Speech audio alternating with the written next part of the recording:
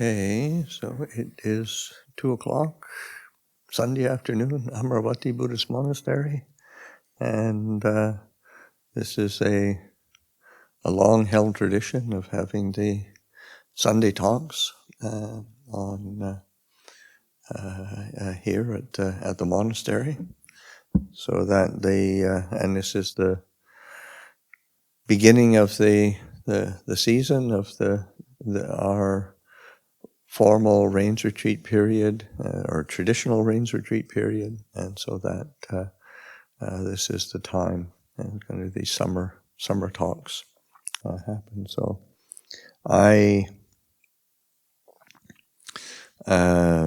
volunteered to do the first one, and then there was a variety of topics that were presented that I could choose from. And the topic that I chose, I figured I was the most qualified person to talk about it, was what Luang Por Chah taught, what Ajahn Chah taught. So that's what I will speak about today, and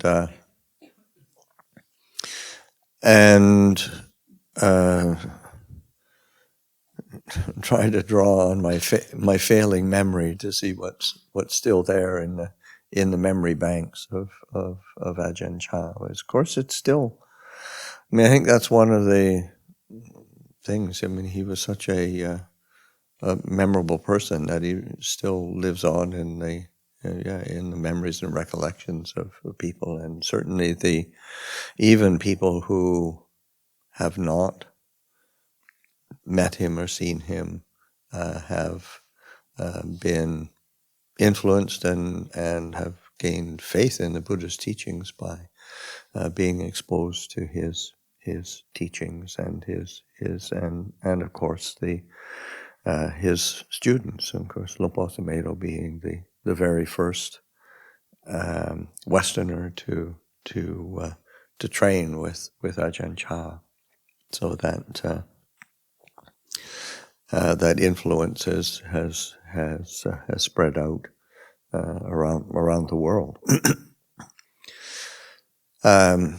Maybe a bit of background as to my own introduction to Ajahn Chah.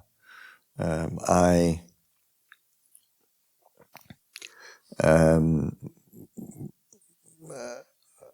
first met Ajahn Chah in 1974, and that was after I had been a monk for a short period of time. In my mind, I was going to be it was like a temporary thing to learn a bit more about Buddhism, which looked kind of interesting.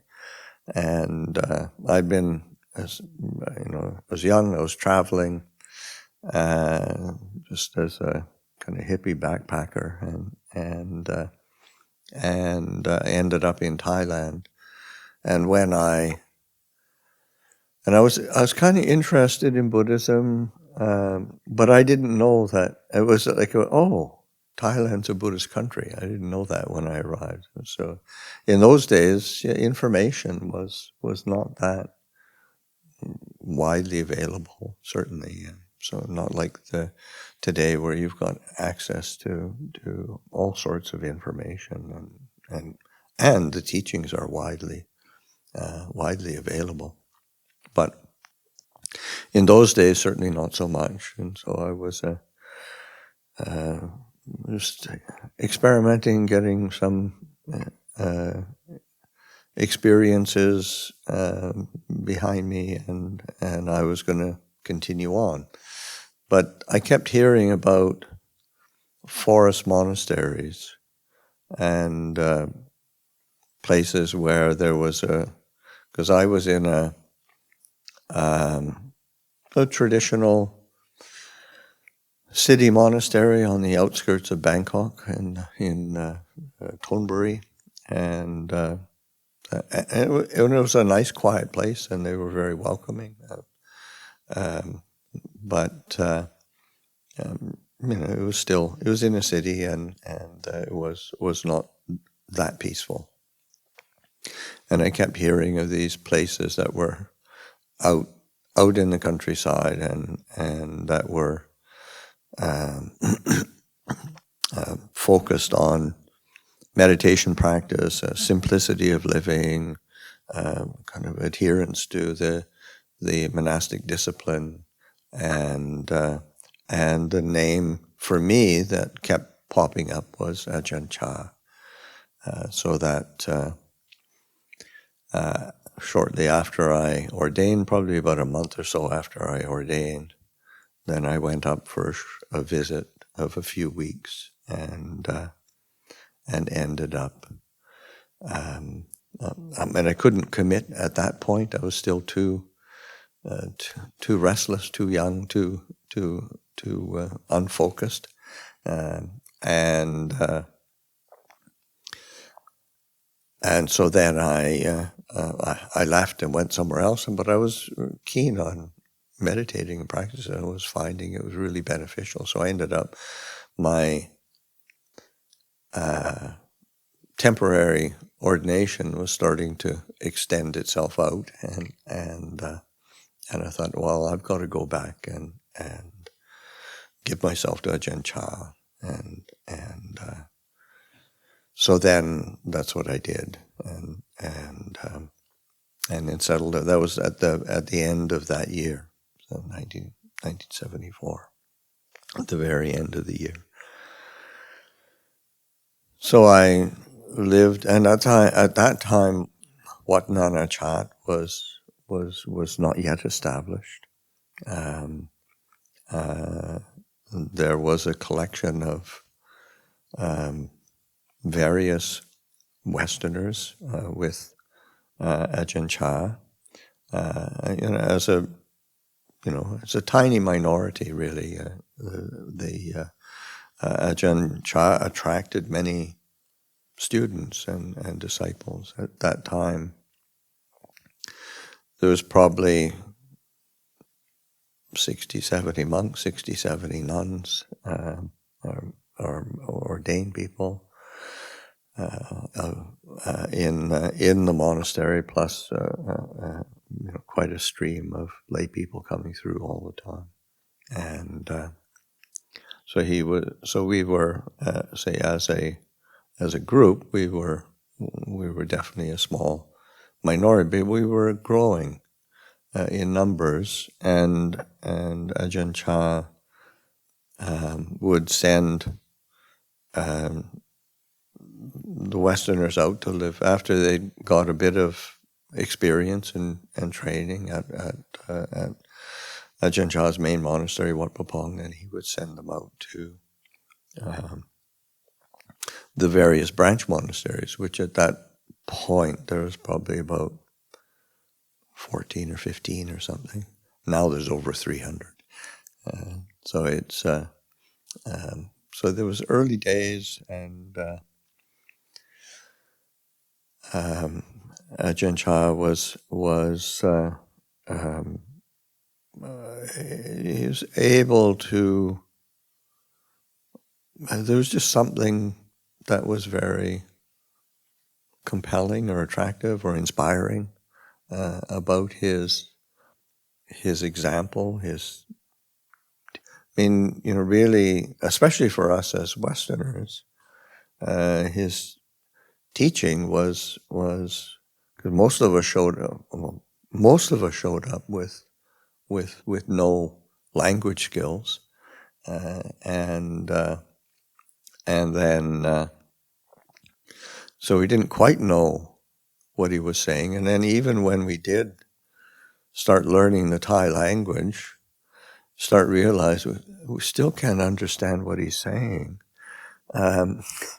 Because most of the time, in those days, there weren't that many Central Thai monks coming to stay with him. So it was all Northeasterners, mostly Northeasterners.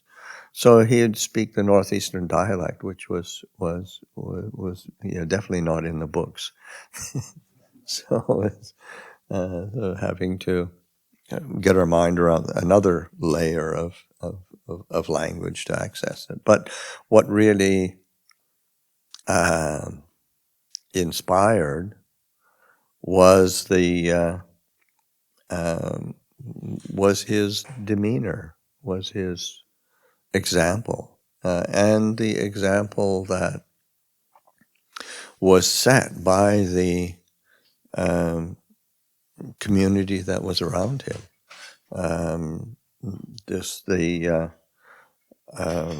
You recognize that they were, they were dedicated, they were composed, they were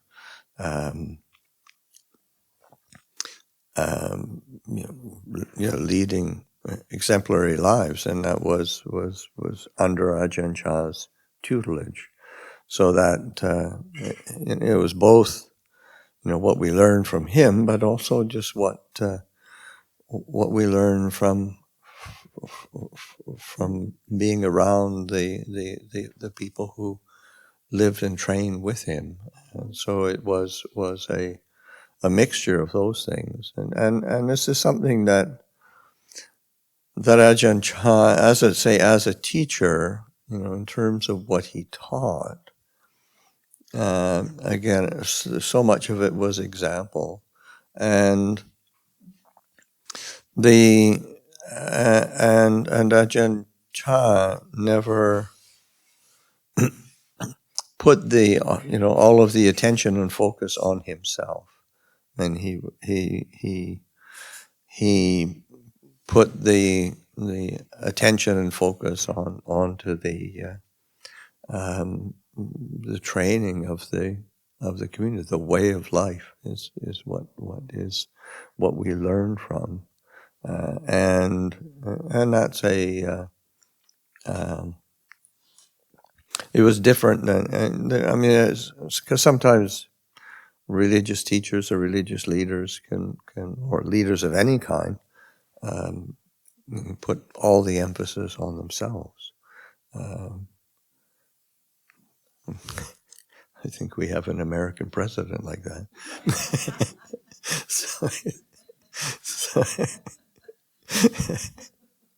so it's so that the but Ajahn Chah was very different. So that stands out as an example. Here's somebody who's really there's a humility there that is actually really inspiring. It tended to draw you more to him. So it was he was a unique, to me, he was a unique character. Of course, I'm very biased, but that's but I think it's also a fair depiction. He was very unique in his ability to draw people in without it having to be about him, which is really interesting as a personality. So that you realize, it's just somehow he stepped beyond the personality, and so his way of teaching.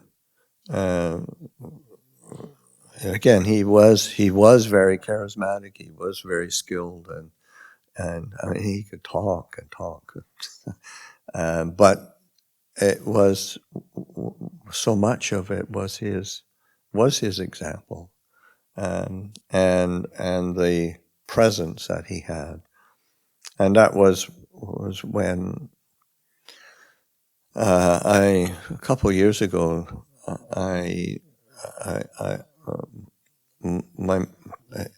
it ended up that my mother had kept all the letters that I had written when I was I lived in Thailand for 23 years.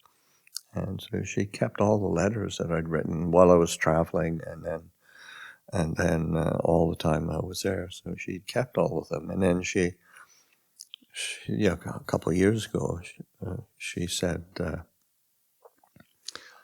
I'm cleaning everything up, clearing everything out. Do you want these letters? I got a box of them.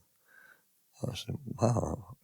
Personally, I don't want them, but I know there's a group of people who are wanting to do a biography of me, so that might be useful. And but anyway, so I did look at one letter, and I couldn't bear to look at the others. I did look at one letter, and it was when I was explaining to my family that Ajahn Chah has because this was after maybe a couple years of being there, and explaining to my family that Ajahn Chah has a particular approach, and and if you take training with him, you enter a 5-year program, and that you to stay for 5 years and train for 5 years. You make a commitment and do it. Don't mess around. So it was. So I said, I haven't said anything yet because was not so 100% sure I was going to be able to do it. But I can't see myself doing anything else other than staying here for these 5 years, and explain to them that the reason why is because as I've lived with him as a teacher, just seeing his kind of peace and unshakability, and the kind of wisdom that comes from that, and I definitely want to be like that, if it means 5 years, of course 5 years was. Now I'm over 50, 50 years not 50 years old, I'm 50 years as a monk, so that went by a long time ago. But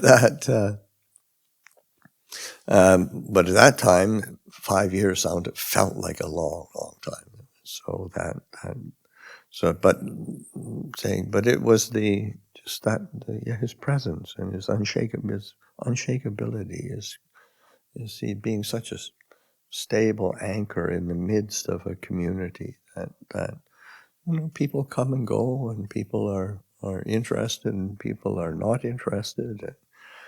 People are easy to live with and people are difficult to live with, and he never seemed to be shaken by it. So that was just his example was what he taught. And so this is possible. It's possible to live in this human condition and not be overwhelmed and shaken by it. It's just an incredible gift. It's not empty words. It is something extremely tangible. So that was something that really impressed me. And when and he was always willing to push us, which was one in the sense that push us beyond what we thought we could do, and that so that like as an example, Jack Cornfield, he's a lay teacher, a very well-known lay teacher in America. He went to live with Ajahn Chah. He went first as a lay person, and he's one of the few people who showed up with an interest in studying with Ajahn Chah, who did have language skills. He'd been a Peace Corps volunteer in the northeast of Thailand, so he was comfortable, and he's quick with language. So it's just you get very good language training as a Peace Corps volunteer before you go out to the villages, and then he was working pretty much on his own as a Westerner with public health crews in the northeast of Thailand, just north of where Ajahn Chah's monastery is. Sakonnakhon for the Thai people.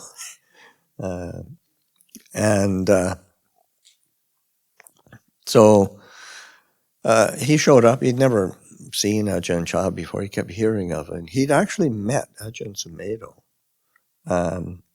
first before he. Ajahn Sumedho was kind of in a retreat situation in Sakonnakhon province. Ajahn Sumedho at that point was looking to have some time away from Wat Pah Pong and be in a quiet place where he could focus was completely on meditation. And of course, word sort of spreads really quickly, especially with a Westerner.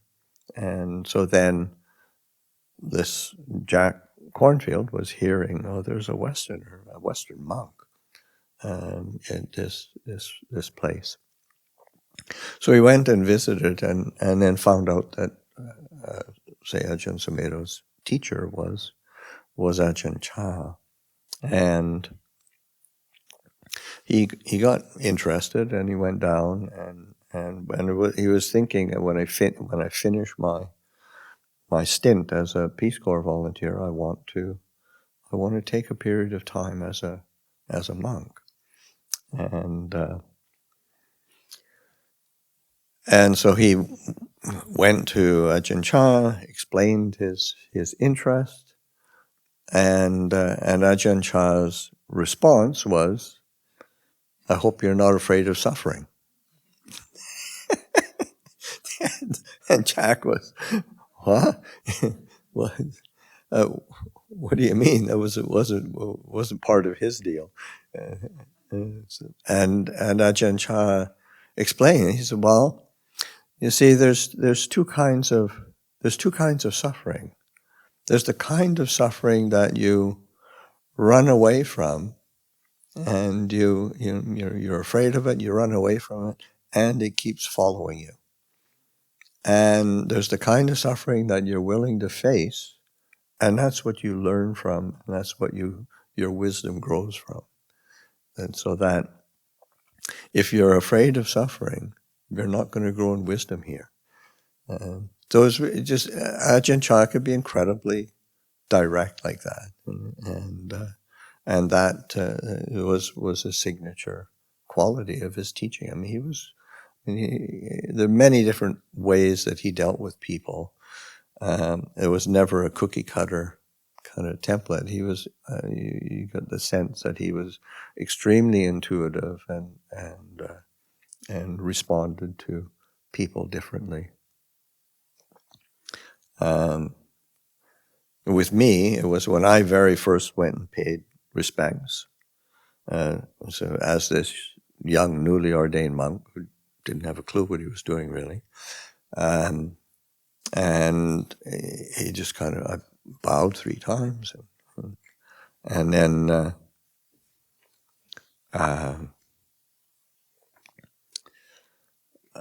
and he just sort of kind of looked at me and said, "If you want to stay here, you have to stay at least 5 years."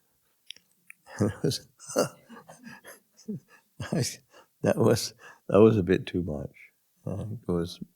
It got me pondering and thinking and questioning. Well, what did I want?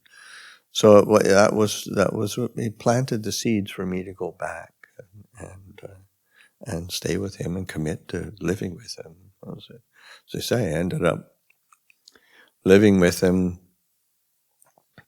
through till he became ill. First became ill, and then help looking after her. And at that point, it was right around that time that he asked me to take over as the abbot of Wat Nanachat. And so then, I was pretty young. and that was my 9th year as a monk. So, but when it's Ajahn Chah asking you to do it, then there's not much room, for negotiation. I mean, I could have said no, but then also he had just gone to for treatment, and that was at that point he is having the operation on his brain and having a shunt put in to relieve pressure on his brain, and so then it was sort of okay, just suck it up and deal with it. And Ajahn Chah's got enough on his plate right now. If he thinks I can do it, then I'll give it a shot. And thinking that, of course, Ajahn Chah is going to get better, and he's going to be back leading. But it was a slow decline after that, and so that about after a year, then he really was. After about a year or so, he was quite bedridden and not able to communicate and speak. So, but he he'd set in motion all of these standards, and he trained so many people that, say, like the Sangha is still, still. I mean, in the same way that say Amaravati and other monasteries that are associated, they're offshoots of this, of Ajahn Chah's giving training, giving the understanding so that people can continue to practice. And similarly for in Thailand, the number of teachers who have been able to continue to take responsibility and give leadership to the monastic community and the lay community. So it's there's his teaching by example and leadership and training is really important. And and again, just Ajahn Chah's willingness to challenge us, or challenge anybody really, to say there's lots of possibilities. You can do this. Like I remember the first time that I went to Wat Pah Pong and participated in like a lunar observance night, and also, and large lay community shows up, do chanting, start with meditation, chanting, and then they keep meditating after that, and then there's Dhamma talk, and it just goes on through through to the next dawn, and I was. I mean, my ability to sit on the floor was very minimal. There was absolutely no chairs. There were no cushions, no zafus, and it was not a carpet. It was just pretty much bare concrete. But people were used to that, and they could do it, and Ajahn Chah did it, and he set the example, and everybody followed, and so that you realize, oh, wow, logically I can't do this, but somehow I'm making it work. So you learn as you go, and sort of you expand your ability to go beyond the limitations that you set for yourself. And that happens in many, many ways. And it was something that I think he was really skilled in doing. And and that sense of training was always a he again where he sometimes he just make you wait, sit and wait, and it wasn't, it was never particularly apparent what we were waiting for, but if he, especially if it's a meeting or the meditation, you never knew how long it was going to be. Like here we got timers and with Ajahn Chah, you never really knew when it was going to end, and certainly the feelings that sometimes is if it was ever going to end. So that but then you realize you can't. The more you resist and complain in your mind, the more you suffer. And is that what I want to do? And so it really kind of made you turn your attention to what is it where is the suffering? Because is it in sitting here, watching my breath, being in a peaceful hall with other people who are committed to, no, it's my mind that is, I don't like this, it shouldn't be this way, when is it ever going to end? My God, why does he do this to us? And that sense of the mind complaining and resisting. So that's what you're holding up a mirror to what our minds do out of habit, and to learn, being willing to learn what is our habits and conditioning. What's it do to us? Does it really make us happy? So that's an incredible gift that he gave. Also, just in terms of his encouragement to be developed, like it wasn't just meditation practice, or it wasn't just keeping the rules, which Ajahn Chah was very, very strict, very precise in keeping the rules of conduct, the rules of discipline. The Vinaya discipline was very strictly kept at Wat Pah Pong. But it was interesting because sometimes you live with rule keepers and they just drive you nuts. It's really irritating. But somehow the way that Ajahn Chah held it wasn't the rule for the sake of the rule. What are you learning from these rules? What is the basis of the training? And so much of it was mindfulness and clear comprehension, reflection and investigation.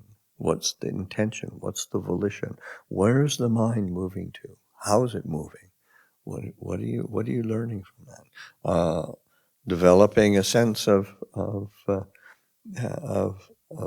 clarity and a certain grace, being graceful in what one does, because it's a just being mindful with ordinary things. Like Ajahn Sumedho tells the story of him. He'd go into the meditation hall, and the monastics have not so much here. I think we hang them. They have these shoulder bags that we carry our gear in, and our sitting cloths and odds and ends, flashlight, and here they have very neat little pegs and racks to put stuff in. But at Ajahn Chah's monastery, you take it into the meditation hall, and as Ajahn Sumedho tells it, I mean, certainly he would be going into the meditation hall to go and join the chanting and the meditation, and he would go in, kind of plunk his bag down, and it'd be kind of crumpled up and not very neat and tidy at all. And after doing that a few times, enjoying, then Ajahn Sumedho come into the hall and then sat down. And then Luang Por Chah went over, didn't say a word, sort of went up beside him, picked up his yam, put it on his shoulder, took it down, gently placed it down, and didn't plunk it down, took the shoulder part of it, folded it back, folded it on top, neat and tidy, went back to his seat and sat down. But Ajahn Sumedho got the message. So that was, it's just, well, this is how you do it. And these were and just all of the training around how to walk in the village, so that you're not talking and chatting, and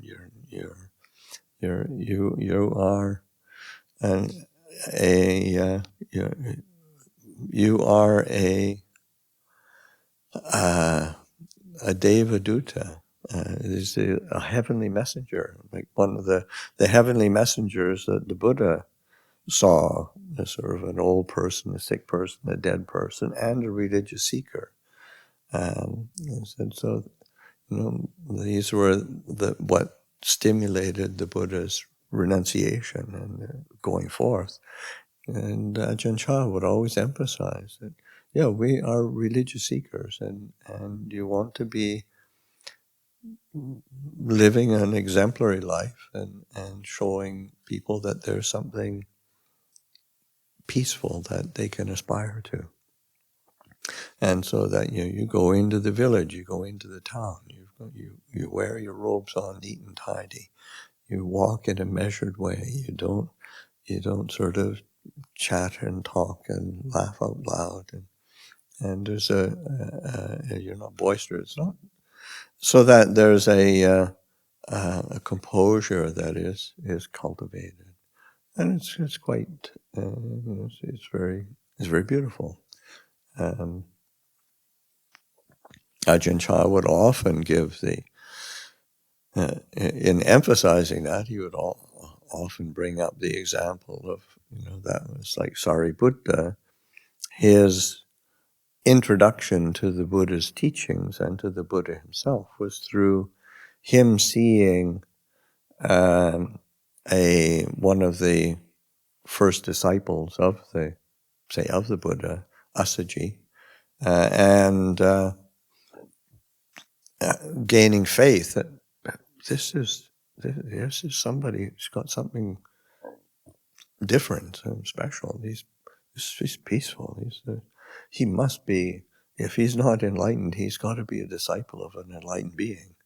Of course, he was both, but that sense of, we do have the opportunity to do, and it just is in basic things of walking and sitting, and you don't need any. Ajahn Chah would often say, you don't need to be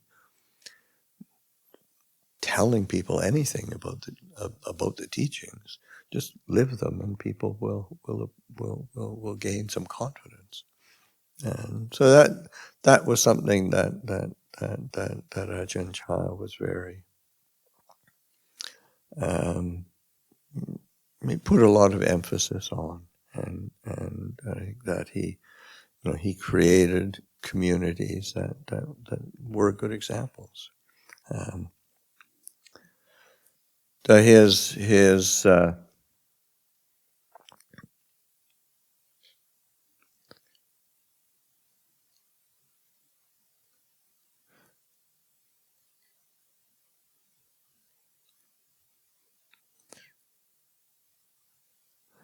one of his striking abilities or qualities was his. I mean, he was really able to illustrate points of Dhamma that he was trying to elucidate. It's quite a skill.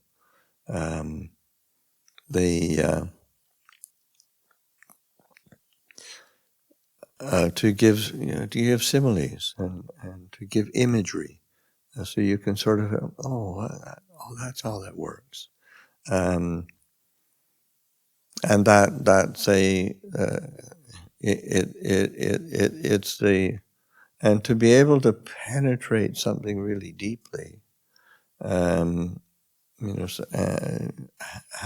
sometimes has the knock-on effect of it's become so clear in your mind that you can compare it and lift up an image that other people can say. So that's I say, like with one of the images that Ajahn Chah gave for suffering, and so oftentimes it's really common things. He says it's just like, suffering is just like tightening of a screw or a bolt.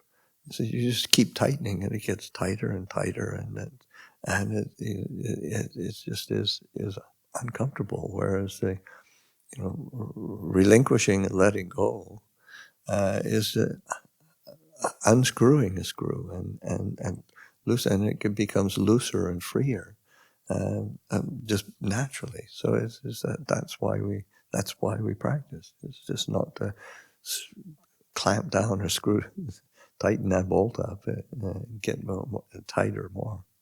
But so it's just the images like that are so kind of stand out. We say, oh, right. And that sense of just taking something, ordinary, common, like suffering, and being able to illustrate it. And so that he had that ability. And also, I think one of the things that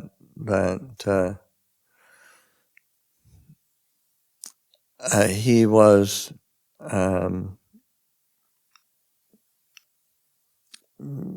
because sometimes somebody can have a lot of wisdom or be very learned, but not be able to be very human friendly.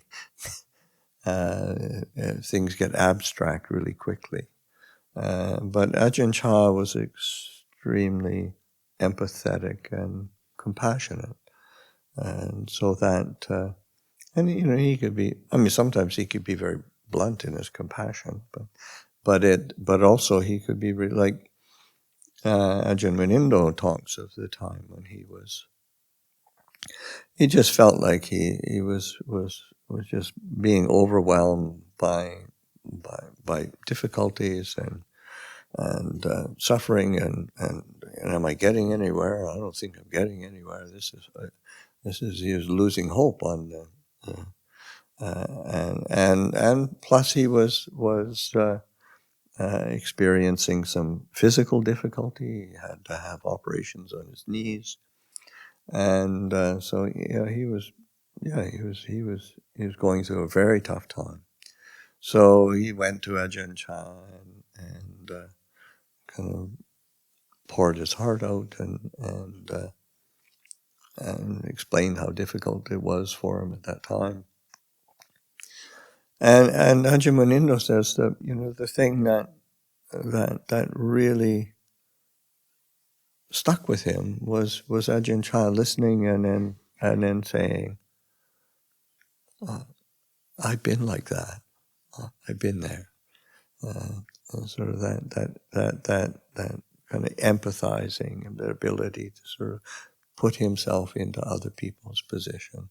So in Thai, he was "Pom khoi ben yang nan," sort of not in a dismissive way or a shallow way, but in a way that just was, yeah, I've been there. I know what you're feeling, but it is there is an end to it. There's a way out of this. Don't give up. Don't give up. Don't retreat now. As you've got the opportunity, go for it. So it's really, and that was Ajahn Pasanno said that was quite a critical point in his ability to okay, yeah, I can do it. I will do it. I need to do it. And of course, he's still here today too. And so that sense of empathizing and he could be, and he could be he could tease people a lot. He could be kind of, he enjoyed teasing people, and so he had nicknames for different monks because he had a hard time sort of picking up the names of people, so it was what was familiar with him. So that one of the he loved to play with language and words, and so that one of the monks in those early days was a Japanese monk, and as a layman, his name was Shibahashi, and Ajahn Chah couldn't quite pick it up, but he ended up being called Sibathasip, which was £4.50 sort of. That Ajahn Amaro's lay name is Jeremy, so that Ajahn Chah it was his name for young Amaro was Jalebi, which is like axle grease. So you had kind of playful names for people.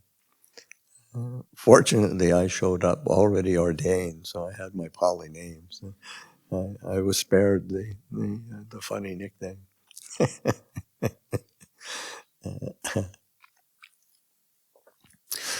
But there's also an occasion when Kittisaro, who many of you might remember, was in our community years ago, and he's a lay person now, a lay teacher, living in America. But when he was a young monk, he got sent off to. He trained at Wat Nana Chat, lived with Ajahn Chah for a bit, and then went off to a branch monastery. Very good branch monastery, but sometimes you end up getting lonely out in these branch monasteries, and so he was getting, he hit a wall with his practice, and he wasn't a happy camper, and his feeling was, I'll never. Everything is so hopeless. I'll never be able to smile again. And it's just this everything is miserable. This is miserable, and he went to Ajahn Chah to sort of. I'm not quite sure why he went. One is because I don't think he was keen on disrobing, but I think he might have felt, what am I going to do? Everything is so dreary and hopeless, and as Kittisaro tells it, Ajahn Chah, he gave all sorts of telling stories and giving images and encouraging him, and to the point that Kittisaro was on the floor laughing, couldn't stop laughing. He was giving he said, well, when you're a young monk, you're kind of like, it's kind of like there's a little baby squirrel, and it sees the baby flying squirrel, and it sees the adults flying, and it sort of, and it wants to fly too. It wants to jump off. It jumps off the tree and clunk. And he goes up again. He's really determined, and he's going to do it like the big guys, and clunk. and Ajahn Chah going through all the more, telling the story, and until it was just so funny and so ludicrous that he was laughing and couldn't stop laughing. So and what was another image, that story that Ajahn Chah, and he said, he said it's like,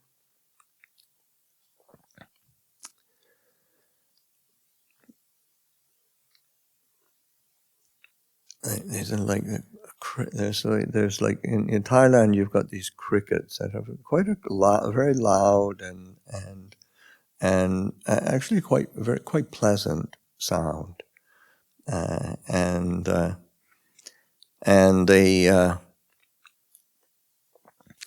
and then there was so that there's crickets making this quite pleasant sound, and it's quite musical, and then this donkey hears them, and he starts, how do they get this? How do they make such a beautiful sound? So loud, and it's kind of musical. And somebody tells the donkey, it's because in the early morning the crickets go out and they drink the dew off the grass, and then when they over the and then after it's when they do that, then that's what does it. And so then the donkey will go, oh, wow, okay, that's what I'll do. And so he's very diligently going and drinking the dew off the ground, and then finally he comes up, okay, now I'm going to be able to. And of course he opens his mouth, and it's just he's a donkey. He said, and sometimes it's like that as a young monk. You want to be like the others, and you think, well, if we just do it like that, somehow it's good. But there's more to it than that. So you have to be patient. You have to learn how to change. And so it's just this kind of empathy and compassion that was very.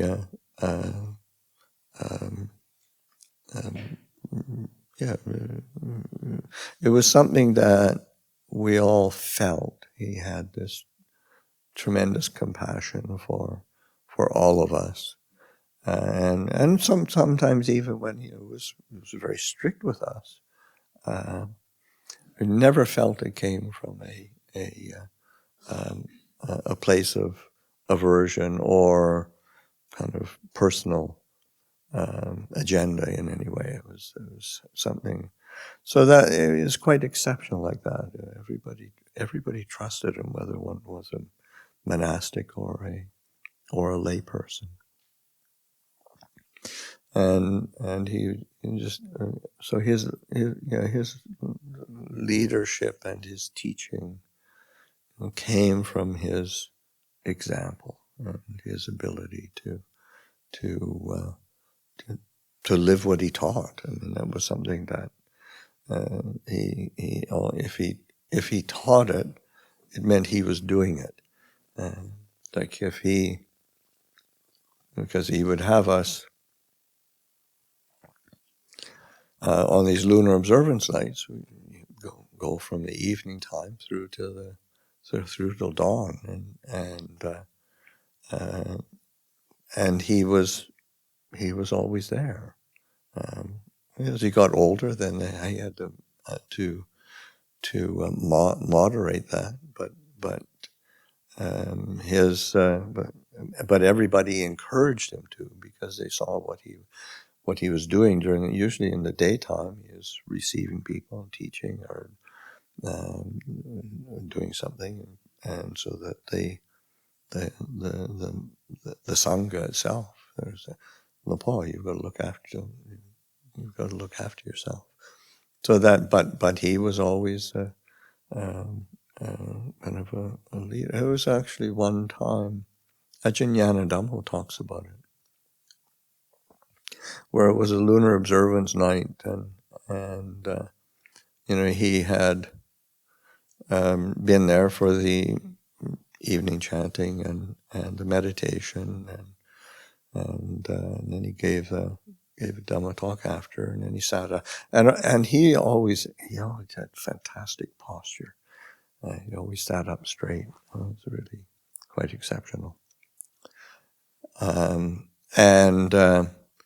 But then it was getting around midnight or so, and Ajahn Dhamma, it was young Dhamma then, was outside having a bit of a break, and he saw Ajahn Chah coming out from the hall. So he went over and grabbed his yam, his bag, monk's bag, to help him go back to his kuti and get him settled for the night. And Ajahn Chah sort of said, "Yeah, you're not going to be able to make it through the night." And I said, I've had malaria these last 3 days. So it was just nobody knew it because he didn't say anything. It wasn't until then that he said something. So that I've had malaria many times, and one of the things I never thought of doing was an all-night vigil. So it's but yeah. So his what Luang Por taught was his example, and he, of course, he had extremely refined skill of explaining and teaching and encouraging, but to me the example is what he taught. So I think I've rambled on long enough for now, so I'll leave it there, and it's time for a break, and then we'll come back and if there's any questions. Okay, I think we've got enough of a group of people here that we could begin. Anybody has any questions, they're welcome to ask. See what comes up. Yes. Oh, do you want to get that on? Yeah, just passing a mic around so people can hear. Ajahn, when you first arrived in Ajahn Chah's monastery, how did you communicate with him? How did you learn from him? Language? Yeah, well, as I said, it was just like example, and then of course we all are the beneficiaries of Luang Por Pasanno going and staying there and being there long enough to learn the language and then be able to translate for us. And so then when I very first came, actually Ajahn Pasanno was off on Tudong then, and there was a younger American monk, Waranpanyo, he's since disrobed, and he's Paul Brighter. He's done some translations of Ajahn Chah, and he had a really good facility with the language, and it's interesting because he just had a really good memory, and he was able to somehow communicate.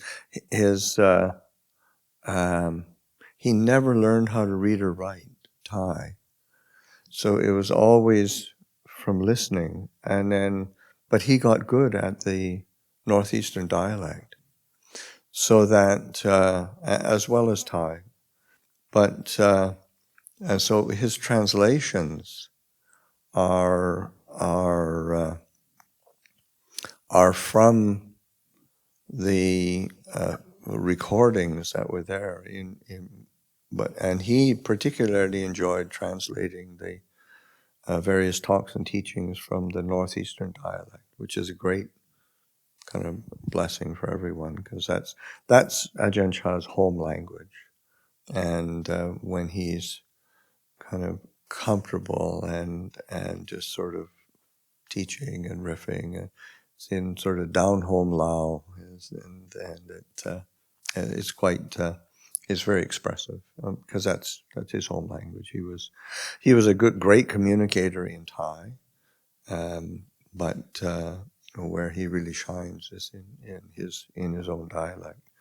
So Paul is he was at that time, he was a young monk, still learning, but he had, his ability to memorize.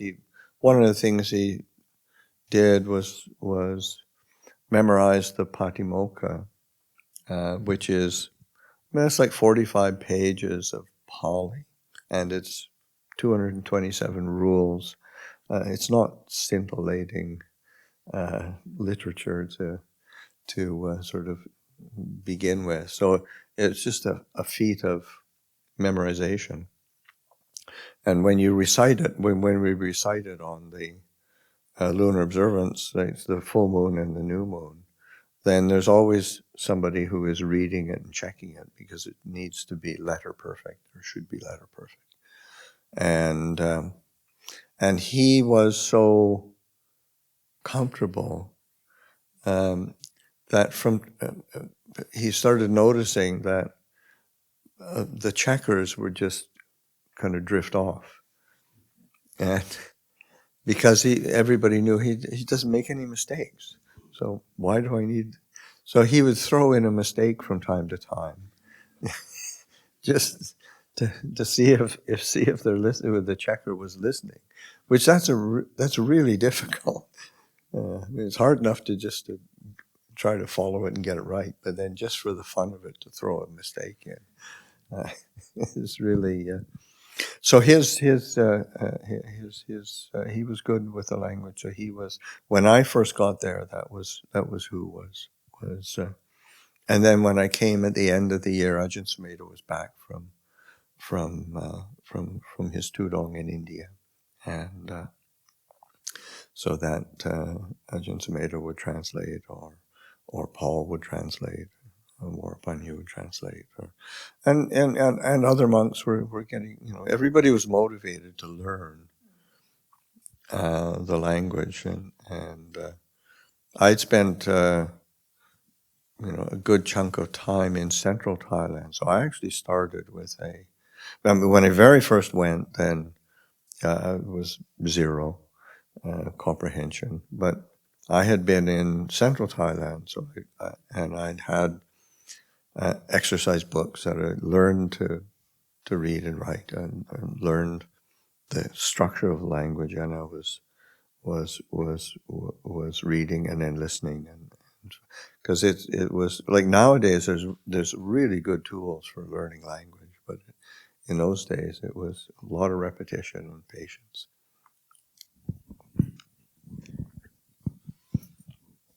There's a hand up in the back there.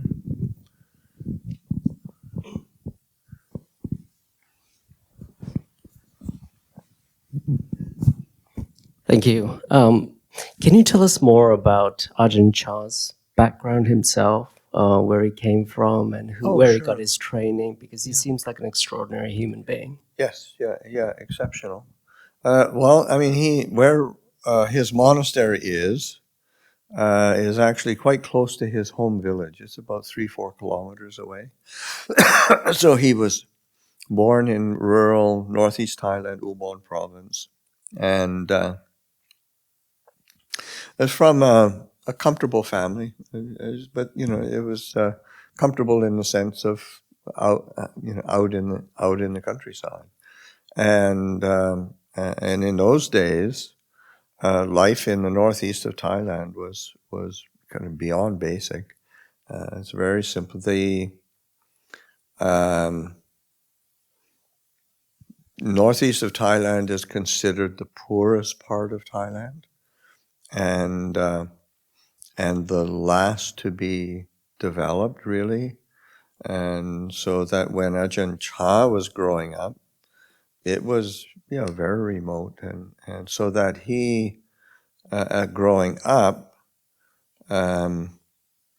schools were only just starting to be instituted, like public education was only just starting to be instituted, and so he managed to get 1 year of grade 1 of public schooling, and then in his second year, the teacher disappeared somehow, and that was as far as his formal education went. But say the monasteries have always been a place of education, and so that he was drawn from the time he was quite young. He says he remembers as a young boy, 5,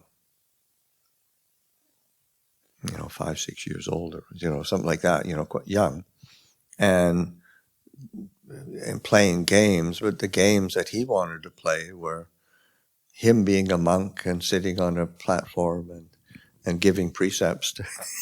That's what he was interested in playing at, and so that he'd be in his in northeast of Thailand. They have this sort of wrap that it's a multi-purpose wrap that all of the people have, and it's sort of usually it's like around the waist, and you use it for all sorts of things. But anyway, he'd have it over his shoulder bare, and so he was drawn from an early age, and then he relates the time when he was about 9 years old, and was of course you're in a big family, in a farming village and you got duties from the time you're very little, and he said one of the duties that he just really resented was having to go out and water the tobacco plants, because it didn't make any sense to him. He wasn't getting anything from these. It was the adults who were getting the benefit from this, and it was just a chore. And then he was down. His sister relates the time when they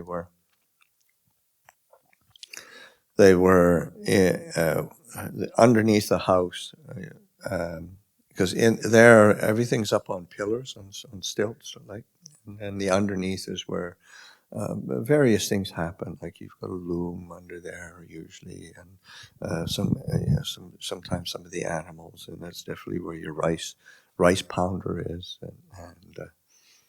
and he was supposed to be helping his sister with pounding this rice, and something slipped and it came, and he wasn't paying attention, and anyway it slipped and hit him and hurt him, and he said, "That's it, I'm going to the monastery," and he packed his meager belongings and went to the monastery. He was done with the worldly life. So, but then get to be about 17, 18, and so he'd been a novice all that time. He lived as a temple boy for a little while, and then became a novice, and did his studies, began his religious studies, and got, I don't know, maybe 1 or 2 grades of religious studies in, and then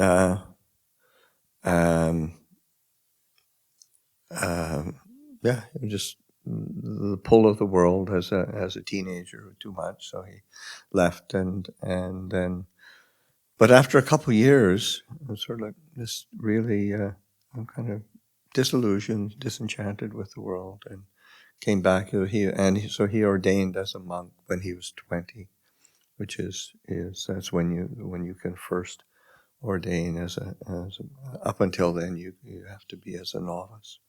So he ordained when he was 20, and then continued in his home village and nearby monasteries that were study places, and he continued his studies and learning and teaching others, and he continued to progress in his studies, and he was and then he started hearing about different like forest masters in the northeast of Thailand. He remembers his father going to like where Wat Pah Pong is now, was a forest, and Ajahn Chah, who is he was Ajahn Mun's teacher, and his father coming back from offering food to Ajahn Chah and listening to Dhamma. Ajahn Chah had been out walking Tudong, and the Ubon is a hotbed of many of the great teachers, forest masters. They might not have lived there and taught there, but a lot of them grew up there, and that's where they started. So Ajahn Chah was one of those, and so he was, that made an impression on his mind that these forest monks are special in some way. And so then he started, he continued his studies, and he was about to do his first, like almost like a graduate degree, first degree in Pali studies. He was ready to take the exam, and that's when his father got ill and looked like he was on his deathbed. So he left his studies, didn't take the exams, and come back to be with his father and his family. And then his father passed away, and that was a catalyst for him to that reflection on death, and this comes for all of us, and so then he started looking for teachers, forest masters, where he could train with, and he did go live with one in just over into the region of central Thailand. He spent some time there, but that's where he heard of Ajahn Mun. So then he came back to the northeast and went and spent a short time with Ajahn Mun, because in those days, in order to actually live with Ajahn Mun, you would need to retake your ordination, because there are two different sects in Thailand, and Ajahn Mun belonged to one, Ajahn Chah belonged to the other, and he was very inspired by Ajahn Mun. And it's very interesting because Ajahn Chah was inspired, and many of his doubts really faded away at that point, and had a clear kind of vision of direction. And he asked Ajahn Mun, should he disrobe and reordain in order to live close to him? And Ajahn Mun's response was, no. The Mahanikai is the the name of the sect that Ajahn Chah belonged to. He said, Mahanikai needs good monks also. So it's really prescient, because Ajahn Chah really was a catalyst for many, many, many monks as a kind of a reform movement a bit, or reinvigorating the tradition of practice and monastic discipline. So that's a bit of background. Thank you. Yeah. Thank you. I've heard lots of stories about Luang Por Chah and the locals in Thailand with certain beliefs and superstitions. And I found it very interesting, so I was wondering if you could say a little bit more on his opinion with that, because when you look at the Thai culture with amulets and things like that, and then you look at Luang Por Chah and what he taught, it's a very stark contrast sometimes. Yes. I mean, he stood out amongst his peers as somebody who was willing to go against the customs and traditions and superstitions that I mean, it's been around for 2,500 years, so it picks up a lot of accretions, and that's ordinary, but different teachers will relate to it in different ways. Ajahn Chah was quite straight in his sort of not buying into a lot of traditions, but he was never, how do you say, divisive or I mean, if he was dismissive, it was usually what he could usually put a funny spin on it, or make it palatable somehow. Like there in Thailand, there's a custom on the it's in September, full half moon to the full moon to the half moon of September, Bun Khao Sat. Is that northeastern dialect? Okay. Anyway, there's a ceremony where you make offerings to the to your departed relatives. It's sort of like in the custom, and people put food out onto the like for the ghosts and relatives, that the spirits, and Ajahn Chah was what's the point of putting food out onto your fences and onto your out into the yard, onto the streets, and that? Haven't you paid attention? The only thing that comes to eat those is the dogs and the crows. Make offerings where it's useful. Share it with each other. Come and bring it to the monastery. The monastery will share it with others as well. So that is just practical sense. But it also making fun.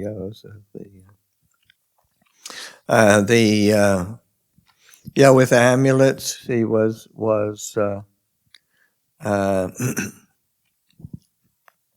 he was quite adamant. He tried it once or twice, and he really didn't like the result. He just felt this is really wrong, and because there is a tremendous amount of superstition involved, and it's hard. It's very culturally very strong. And I remember one of our villagers. So his parents were very early supporters of Wat Nana Chan, and before the monastery, they used to go over to Wat Papong for the lunar observance nights walk. It's about 7-kilometer walk through the fields in the back, and so they're one of the early supporters of Wat Nana Chan, and of course he grows up in a family that's close to the monastery, and then he got to be of military draft age, and he got drafted. So he had to go into the military, and in those days, there was a kind of mostly low-level insurrection going on. Sometimes, some real conflict that was you were getting shot at, and so he was concerned going into the military at that time, and he went to Ajahn Chah and asked if he could have some kind of amulet or some kind of Buddha image to protect him, and Ajahn, oh, of course. Of course, there's in the main hall, and with the big Buddha image, just take that one. And he was just really disappointed. That was it would have been great protection, but not so easy to lug around. So he would tease people and say, your virtue is your protection. There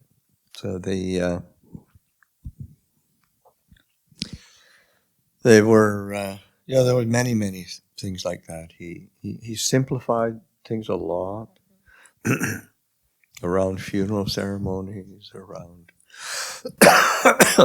He would do blessing ceremonies. He would, from time to time, he would do like sprinkle holy water, which is considered, especially in Thai culture, it's a big deal. Getting sprinkled with holy water is a real blessing. And but you never knew. Sometimes he'd ask us, yeah, because I remember hearing a very funny story from Ajahn Asoko, and I think it was a very senior monk from Thailand instructed him on some occasion, was it, that he should do some ritual with releasing a white cockerel into the wild, and I don't remember exactly what Luang Por Pasanno said, but it was very funny. Yeah, I'm sure of that one. Yeah, but there's definitely. That's like I remember somebody coming to Ajahn Chah and saying, I'm really down on my luck. I'm really having a hard time. Please, could you sprinkle some holy water? And Ajahn Chah said, well, you just have to wait a bit. We'll get it boiling really quick. Get a pot of boiling water, sprinkle it with. So it didn't impress the person.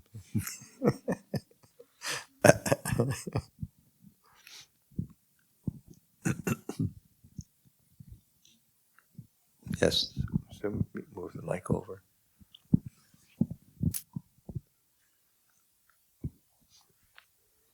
Thank you. What actually gave you the inspiration and the strength of spirit to want to dedicate yourself to follow the way? Oh, it's just sort of suffering. Like this doesn't seem very viable. So I just, searching. There's a real search, and that. But I didn't know. I couldn't articulate it. Certainly couldn't articulate it. Didn't really know what was going on. It was just, the world and my own sense of self was very confused and confusing. And so that seeing somebody like Ajahn Chah, seeing a culture like Thailand, it really struck me. Like there's something here. I've been traveling for about a year. Started in Ireland and then went overland through to Thailand and going through many places and seeing all sorts of diverse cultures and people, and then coming to Thailand and just feeling at home immediately, and just feeling something is standing out here. And to me, well, what's the predominant cultural influence? And everywhere there's Buddhist temples and monasteries, and people are, the country is like 95% Buddhist. So even if it's nominally Buddhist, it's still, the influence is there. So it's okay, I really want to. I had read about Buddhist teachings, but it hadn't really, it was intellectually appealing, but it wasn't really, I didn't have an emotional connection with it. As soon as and then starting to meditate or practice, and the mind getting peaceful. So, well, this is different. So that was a motivation. So I want to pursue this. I want to. This is how do I stabilize this? How do I deepen this experience? So that, and that was the motivation. And it definitely took a long time. Yeah, as I said before, that I didn't really come into, say, ordination as a monk with the idea of being a Buddhist monk for any length of time. It was just to learn more about Buddhism. But then, seeing good examples and seeing the possibility of when somebody really dedicates it and does it, it looks like there's results. And that's interesting. Thank you.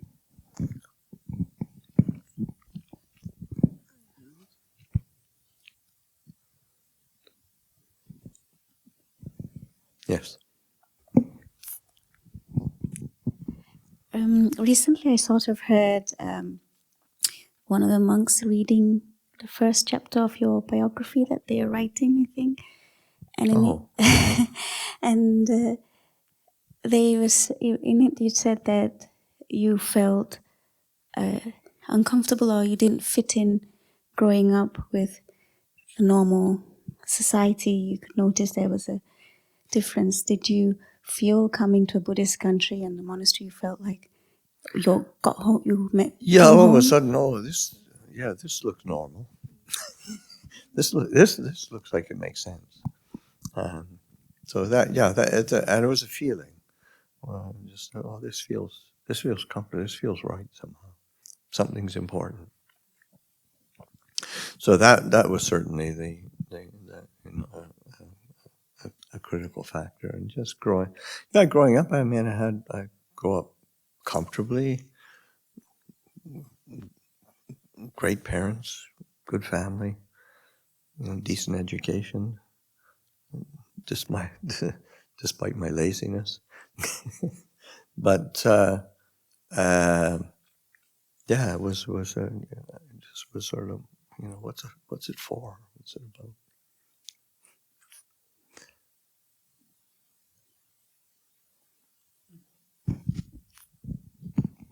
So something that occurs to me is that nowadays we have so much information and about Dhamma, so much potential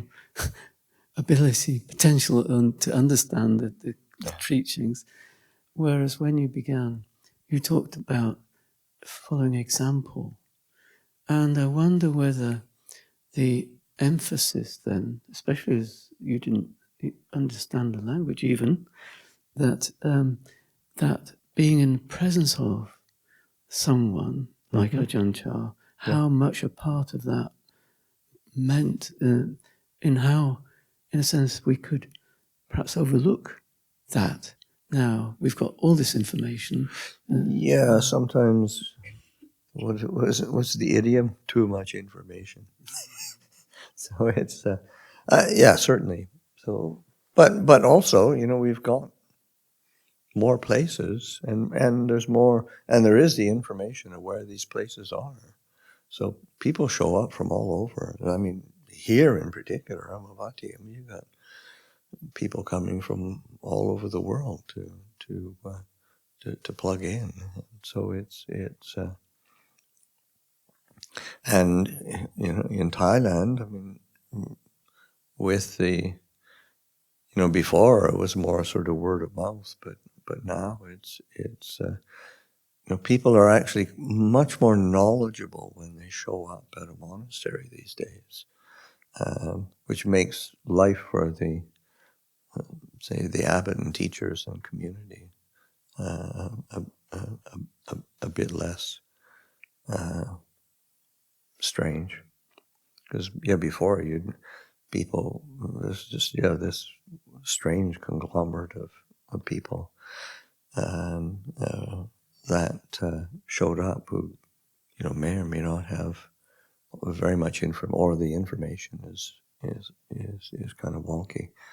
But now you can actually research and see, okay, that's the kind of flavor I'm looking for.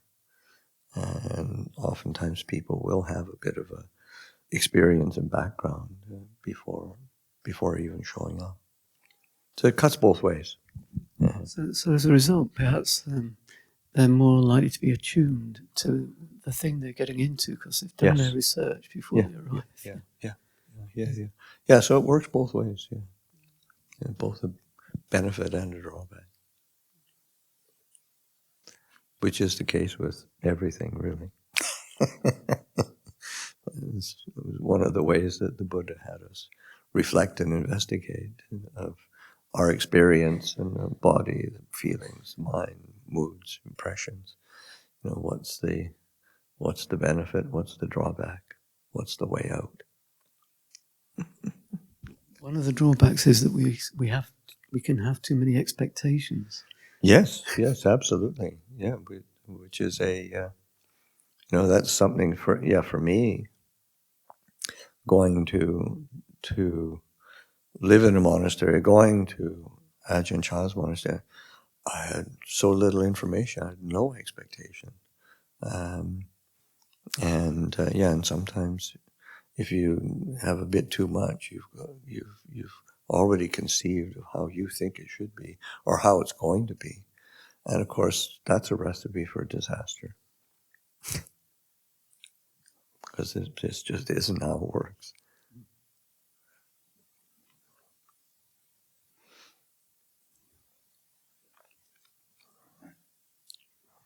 Yeah.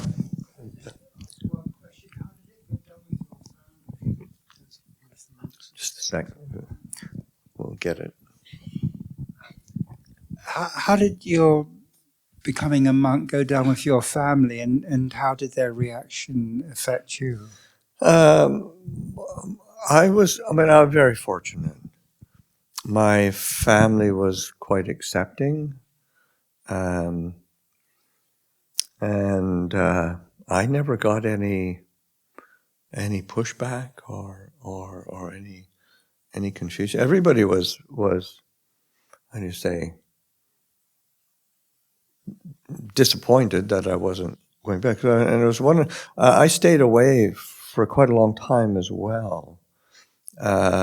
From family, not because it was more because of attachment.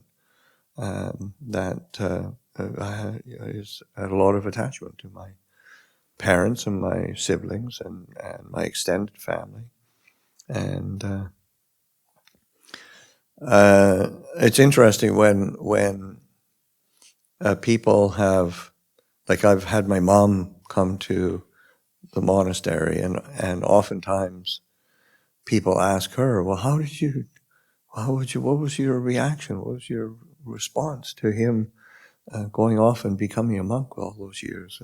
And her reaction is, he was an adult, he can choose what he wants. So it is very practical. But, there was this sense of missing each other. And especially in those days, writing a letter was an actual physical letter on a piece of paper was basically the only means of communication. Once a year, we would be able to have organize a phone call, and that wasn't easy, but we could do that and go to the telephone exchange and set up a phone call, and then later going into a layperson's home and setting up a phone call. And once we get on the phone, and it's sort of like 45 minutes, an hour's gone by, and we've been chatting and talking and enjoying each other's space. So that my family was,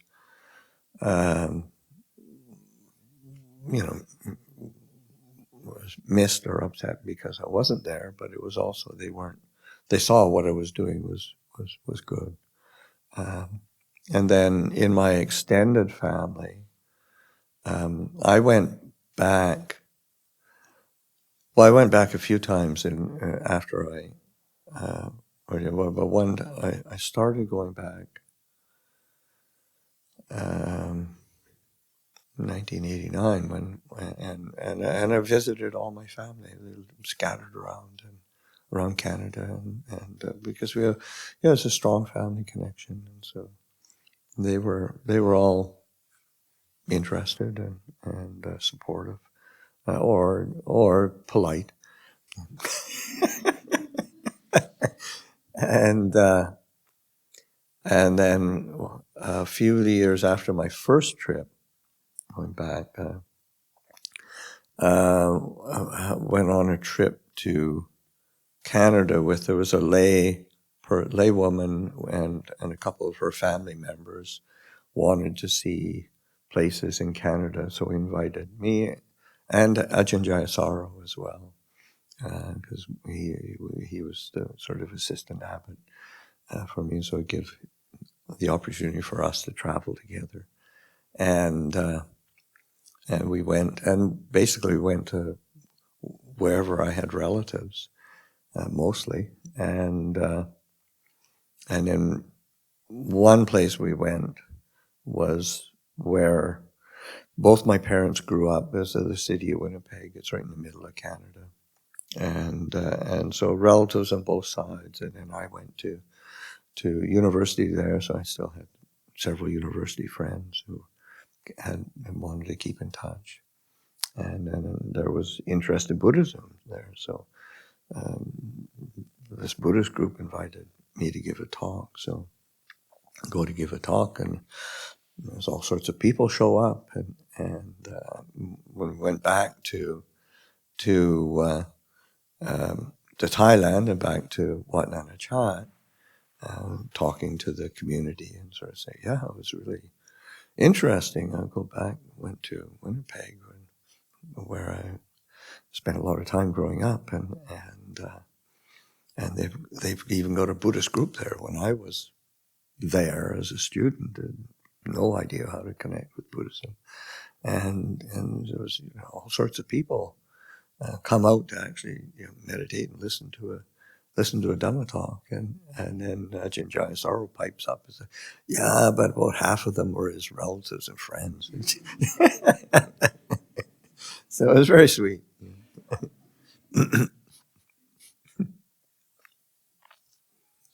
Okay, we're 4:00.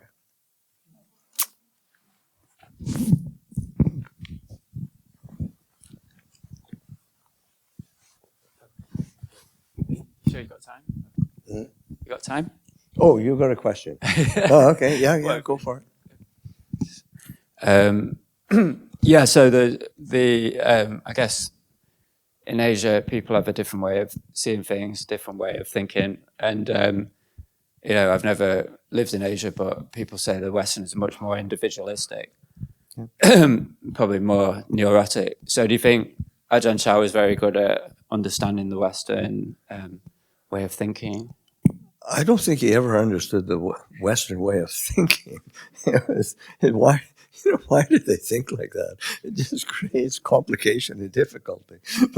But he was very sympathetic.